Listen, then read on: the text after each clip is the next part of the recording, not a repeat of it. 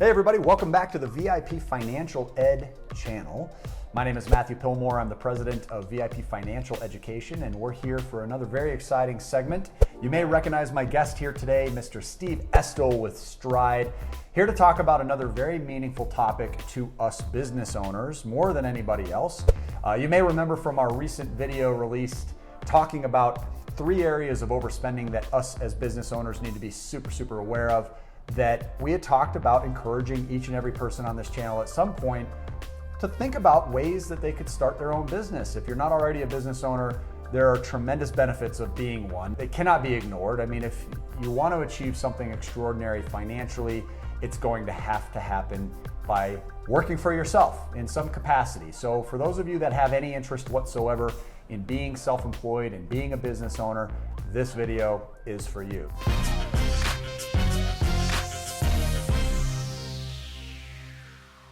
Steve, thank you again so much for joining me. Appreciate it very much. And guys, what we want to talk about today is a subject about how we can minimize our tax liabilities. One of the most important reasons to be a business owner is that you don't have to pay all the taxes that those little worker bees going out and working 9-to-5s in corporate America have to pay. So we can save in many areas of our life. Steve works with a company that does help business owners actually minimize their costs. They go through audit periods and they don't charge to do the review and the analysis of where money can be saved. But what I want to do is focus our attention on 4 areas where you can save in taxes, regardless of whether or not you ever work with Stryde. As a business owner, this is something you need to be paying very close attention to. And then there is very little reason not to work with a company like Stryde if you are a good candidate for it. So Steve, why don't we just jump right into the fun? What would you say is the very first area that our viewer might be able to benefit from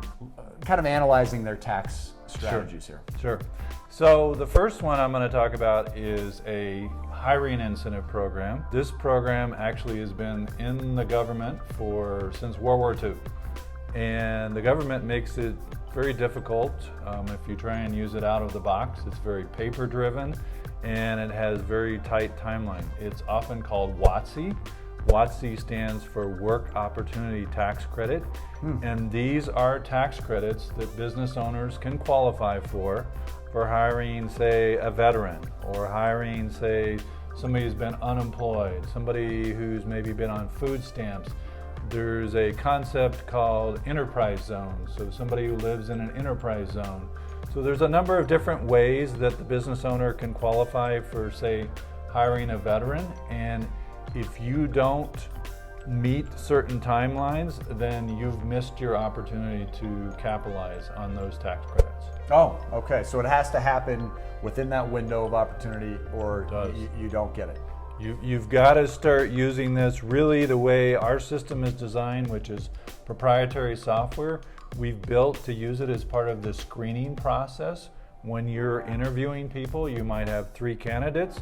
So you would run those 3 candidates through our questionnaire, and you, if you were the hiring manager, you would get to find out of those 3 candidates, would any of them qualify for tax credits if you made the hiring decision. And once you make that decision, if one of those people qualifies, then you literally go in our system and say they're no longer a candidate, they've been hired. And once that's triggered, then that sends a message off to our team to go file all the paperwork to qualify for the tax credits. So, okay, wow, that's great. So I'm a small business owner. I want to hire somebody. Does this apply to me even if I don't have a big company and I just need 1 extra employee, say, let's say I'm an independent business owner. A number of people on our channel, as you know, are real estate professionals. Right. Okay? So let's say that Joe is a mortgage professional doing very well, then wants to bring in an extra staff member, somebody that can work 20 to 40 hours a week. Right. Does this apply? Yes, it can. We can actually help business owners that hire anywhere from 1 person to thousands of people. Wow, that's amazing. Okay. And everywhere in between. Just a quick story. There was a lady up north and she's looking to hire some temporary employees for the holiday period because they're looking for a bump in business. And you can get partial credit or full credit depending on the number of hours and how much is paid to that person within the first year of employment. So wow. So based on the time intensity of the paperwork, at what point do you find that it maybe isn't worth the time to go through? Would you say that the savings potential is large enough for somebody that's just hiring a temp wage earner, a temporary employee through the holiday season? Yes. Or do you really need to be finding somebody that you're expecting will be a long-term hire? No, it could be either one. Oh, really? So it's worth the time committed. I mean, somebody who's maybe being brought in for the holiday time period, and as long as they're going to work X number of hours in that first year of employment, even if it's temporary, then the business owner is going to get the brunt of the tax credit. The way we get paid is just taking a small portion of the tax credit for doing all the back-end paperwork. Okay, so you guys get a percentage, business owner walks away with the bulk of the savings. Yep. So there really isn't any reason not to. Yep. If you're hiring, why wouldn't you hire a vet?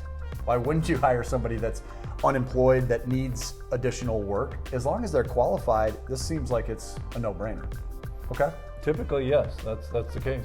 What about number two? So the second program is another tax credit program. Okay. These are called research and development tax credits. Okay. So most businesses are under the impression that to do research and development, you need a PhD with a lab coat, and he's working off in a laboratory, you know, with his chemistry set and stuff like that. Well, that's not the definition of what the IRS uses for research and development. So we have a team of people that looks at the makeup of the organization, their payroll, you know, what all the different parts of the organization are, and we figure out whether they qualify for R&D. A great example is with all the breweries around town. If you're a brewer or a distillery or a winery, if you're doing bottling and distributing, you're actually a manufacturer, and so you can qualify for tax credits, and if you're not qualifying, then you're missing out on a great opportunity. Is there a resource where people could kind of understand what industries might be a great fit for that, and you know, how do you place yourself from an industry standpoint, since we have such a wide spectrum of viewers on the channel that are in all different kinds of business? Right. How would you know whether or not what your activities are might be qualified as R&D? Well, there's a number of categories. To anybody who's, you know, as I mentioned, any sort of manufacturing activity would qualify for R&D. Anybody who's maybe doing quality assurance on a particular, you know, maybe it's biotech, you know, high tech. There's just a broad suite of different areas that could qualify for research and development, and that's what we have expertise in, is looking at organizations all across the country and figuring out, do they qualify? If so, not only can we get them money in the current year, but if they haven't been using it in prior years, we literally can go back in time and recoup some money going backwards as well. So would it be fair to assume that industries like, again, I know that the largest industry that visits our channel is related to real estate. So let's say that we've got a real estate professional. Are there any research and development type of tax credits that would be available in that type of white collar setting where people are sitting and perhaps investing in, you know, services with monthly service costs involved, online search engine platforms that allow for them to identify what properties might be available at any given time? Are there tax credits available beyond just your normal tax deductible expenses that are involved with your business? Well, real estate, I'll give a couple examples. A real estate professional who's maybe designing homes, okay? If they're a home designer, or they're an architect, those niches can have pretty substantial activities in R&D. So very interesting. You know, construction, you know, sometimes in construction they might be doing some research and development where they're trained to do something very specialized. If they've developed a specialized service of some sort where they built that in-house, that could be considered research and development as well. All right, so there was another area of R&D that I thought was really, really interesting when we were speaking about this, which was that I think will serve our community well, and that's areas within the kind of developing apps and website design, as well as startups. So if you could speak to that just briefly as well, and just kind of let our audience know what could they expect from that.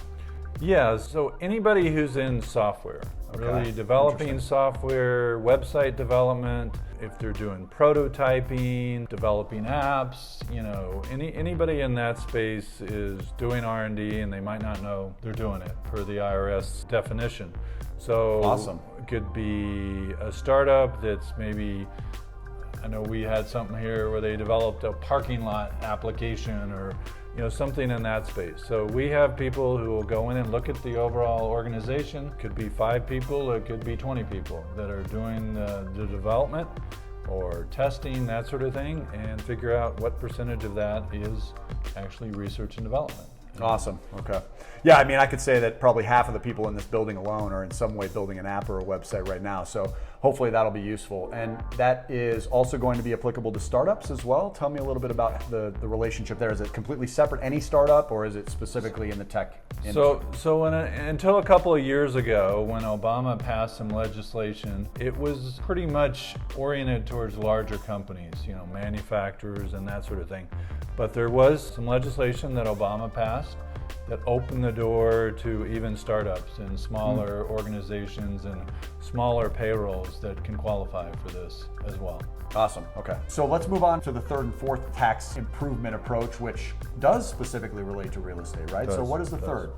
So the third one is a program called cost segregation. And when I first got into Stryde, I had no idea what cost segregation was. What the heck is this? Well, cost segregation is a part of the tax code, a very specialized part of the tax code, that allows you to take an apartment building or an office complex. It's not good for single family homes, but anything in commercial or multifamily construction or development, you can take that property that's typically depreciated over 27 years or 39 years, straight line depreciation, and we can go in and we do a whole study on the property and we look at flooring and lighting, carpeting, parking lots, all that sort of space. Anything that's above ground on the property can get recategorized into accelerated depreciation categories and pull in a large chunk of that depreciation into the early years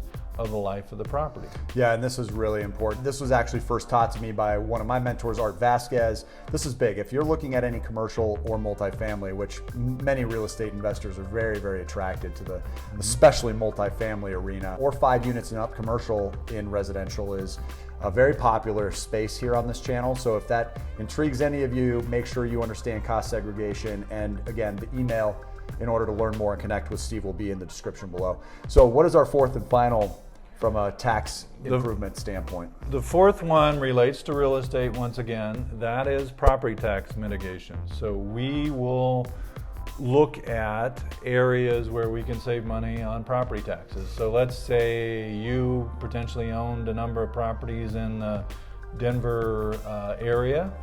As long as it meets certain thresholds, and we'll take a look at the property tax assessment. And if we think there's areas where maybe the appraisal's too high, that sort of thing, we literally have people that'll go file all the paperwork back to the county and that sort of thing, and look at ways to recover money on your property tax. And that could be huge. I mean, depending on where you live in the country, tax costs can be quite high. And this is another technique that I've found tremendous benefit in as well. And having a number of properties in the Denver metro area and seeing really substantial fluctuation within our market. I mean, we've had coming out of a huge bear market and then a bull market, we're obviously seeing property values change quickly. And so that means there's often a really valid argument to be made about what the actual value of the home is when it comes to the county. And that assessor, in most cases, seems to award people who go in and dispute what they're claiming the value of the home is. So by making a case that the house is worth less than what the assessor is saying it is, you end up paying less tax for it. Right. So I love it. I think those are really, really important areas beyond just the benefits of being self-employed and having a business that's registered with your Secretary of State. That's normally the best place to start. We also have some really great video trainings on this channel that talk more about asset protection and how to establish your entities the right way. So it's going to be really important for you to stay tuned in for those. Look for the ones that have been recorded, and we'll always be coming out with fresh content as well. Steve, once again, thank you so much for being here with us. We'll be bringing Steve back in to talk more about Stryde and other ways that you as a business can maximize your cash flow in the coming months and years. So be on the lookout for those videos. Again, if you haven't done so already, I do encourage you to go ahead and subscribe to the channel, at least consider doing so. If you haven't seen our most popular trainings, that's a really great place to start. If you're new to the channel, it's often a little bit confusing as to exactly what it is that we teach here on, and I would recommend just kind of going through our most popular videos and starting with some of the longer format trainings so that you can really see how the math applies. Bringing in and introducing you to concepts like we are doing today is one part of this, but the other part is really seeing how it applies in a mathematical sense. So make sure you're looking at some of those case studies closely. Furthermore, I'd love to hear your comments below. Have any of you ever had trouble with taxes? Are these conversations worthwhile for you? Please share your experiences below, and also make sure you hit that like button as well if you want us to continue to bring people like Steve in and share ideas like this with you. Beyond that, guys, again, thank you so much for all of your attention and for visiting our channel here today. Until we see you on the next video, make it a great day today and take care.